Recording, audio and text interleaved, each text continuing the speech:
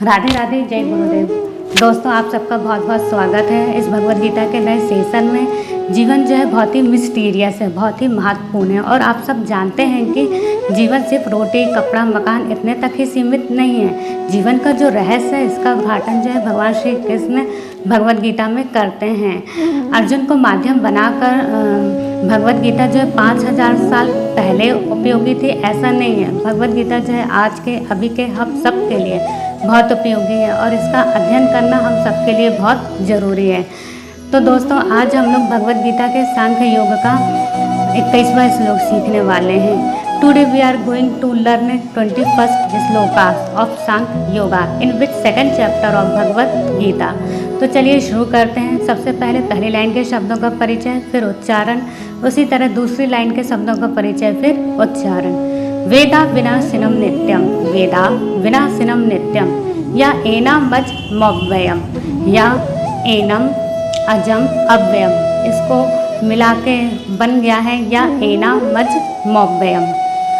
वेदा विनाशिनम नित्यम, या एना मज मव्ययम।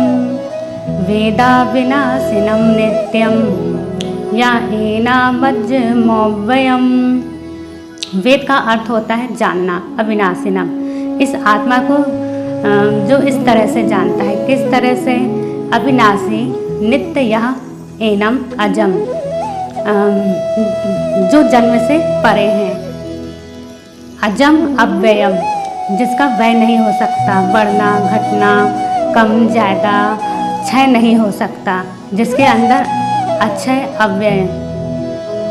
अब इसकी हम दूसरी लाइन पर चलते हैं। कथम सा पुरुषा पार्था कम घातयति हन्ति कम।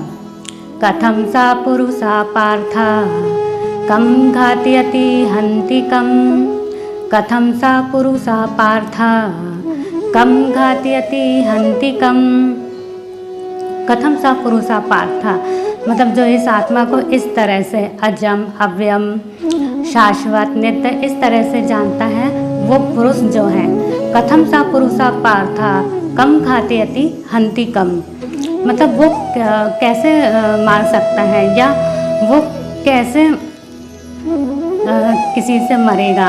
जिस लहर ने अपने असली स्वरूप सागर को जान लिया है, वो लहर जो है किसी दूसरे लहर को कैसे नुकसान पहुंचा सकती है। तो चलिए दोस्तों, अब हम इस श्लोक का फिर से 2 बार पुनरावर्तन कर लेते हैं। वेदा विनाशिनम नित्यम, या एनामज्ज मव्ययम। कथम सा पुरुषा पार्थ कम घातयति हन्ति कम।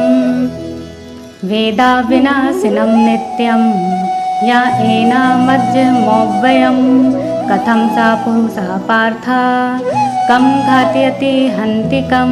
अब हम इस श्लोक के तात्पर्य पर ध्यान देते हैं। इस श्लोक में ये बोला गया है कि जो एक ज्ञानी इंसान है, जो संत है, जो भक्त हैं,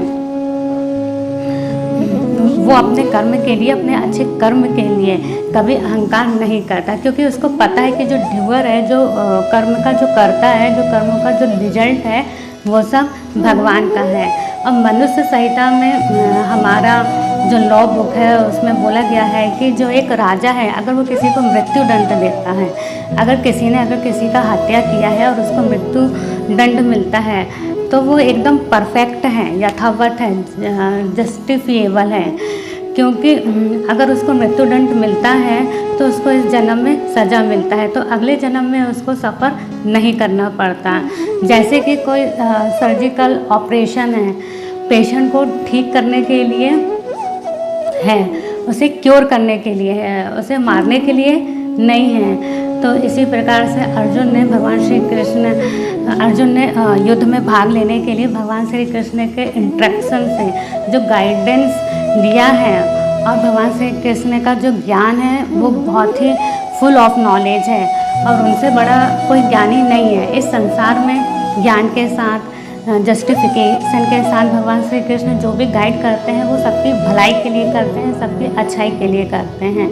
और अर्जुन ने युद्ध में भाग लेने के लिए भगवान श्री कृष्ण से जो पाठ लिया, जो इंस्ट्रक्शन लिया, वो वो गाइडेंस जो है उसका कोई रिएक्शन या सीनफुल रिएक्शन या कोई अपराध नहीं है, क्योंकि भगवान श्री कृष्ण जो है स्वयं अर्जुन को खुद इंस्ट्रक्शन दे रहे थे युद्ध में भाग लेने के लिए।